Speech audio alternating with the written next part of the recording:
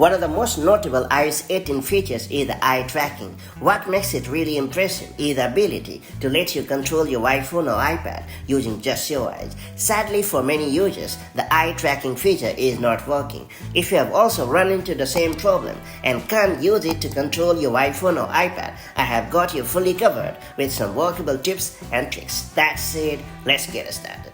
First and foremost, make sure that your iPhone or iPad is placed on a stable surface while you are trying to control it using your eyes. Otherwise, the eye tracking feature will fail to work. Another important eye tracking requirement that you must check up is the required distance between your iPhone or iPad and your eyes. Bear in mind that your iPhone must be placed about 1.5 feet away from your face. Note that eye tracking makes use of the front-facing camera to determine the spot where you are looking on the screen. Therefore, ensure that the selfie camera has a clear view of your face. See it properly in a way that the front camera has an unobstructed view of your face.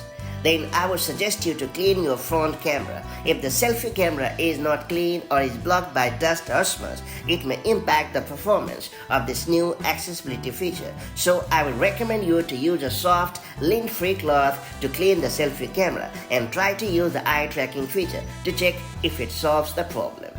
Then I would suggest you to remove the screen guard from your iPhone. Ensure that the screen guard is not interfering with the front-facing camera. If your screen protector or case is coming in the way of the front camera, it might affect the performance of the eye tracking feature. Then I would recommend you to make sure your room has adequate lighting. It's worth pointing out that the eye tracking feature works only when there is adequate lighting.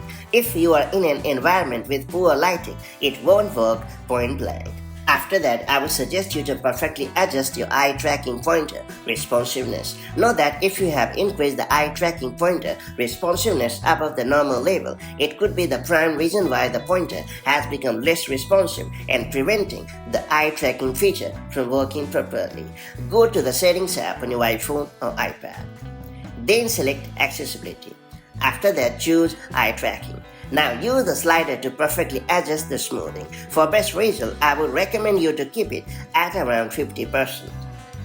When the eye tracking feature is in action, you need to carefully follow a series of dots on screen. For accurate and enhanced eye tracking calibration, make sure to look at each dot and follow along with precision.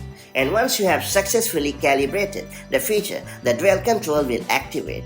With the dwell control feature enabled, holding the cursor still for a specified amount of time lets you perform the desired dwell action. In order to interact and control your iPhone or iPad, you must focus on a control for the dwell duration. Subsequently, the dwell control will tap that particular item. Should the eye tracking feature be embroiled in a minor software glitch, you can bring it into action by just turning it off and on. To do so, open the Settings app on your device and then select Accessibility. And then you have to head over to the Physical and Motor section and select Eye Tracking and then turn it off.